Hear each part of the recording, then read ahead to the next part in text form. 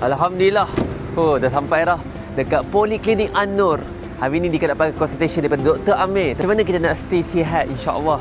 Sebab waktu raya ni kita ramai jumpa orang, okey, nak salam-salam semua benda tu. Tambahkan lagi raya kat Kelantan, ramai orang, ramai keluarga Melina. And then nak tanya jugalah macam nak stay fit sebab dia pun dah naik 2 kilo lah. Dan dia pun dapat consultation jugalah macam nak maintain kurus lah, sebab dia kena kurus Oh, cantik gila Assalamualaikum.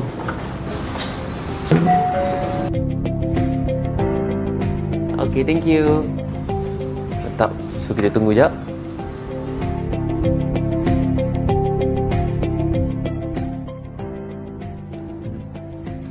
Hai, okey.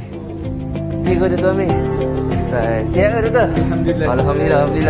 Saya alhamdulillah lah kalau dah kahwin dengan Kelantan betul. Terima kasih.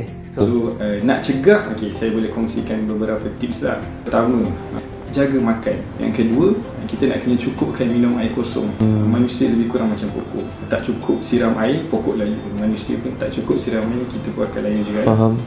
Yang ketiga, kena cukupkan tidur malam. So kalau kita tak cukup tempoh tidur malam, orang dewasa by right tidur 6 ke 7 jam kan. So 3 tips ni dulu. Jaga makan, jaga minum dan jaga rehat malam.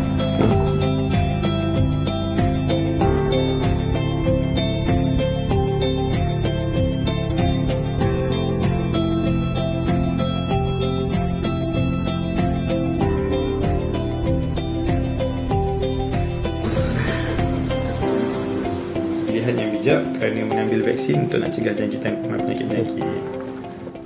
Alhamdulillah, settle dah cucuk vaksin.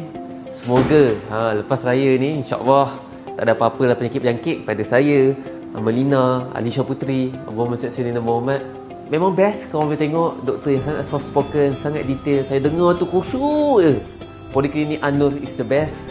Boleh datang lokasi kat sini. Saya harap korang boleh doakan kami, perjalanan kami ke balik Kelantan ni, dan komen love kalau korang suka sihat untuk seisi keluarga.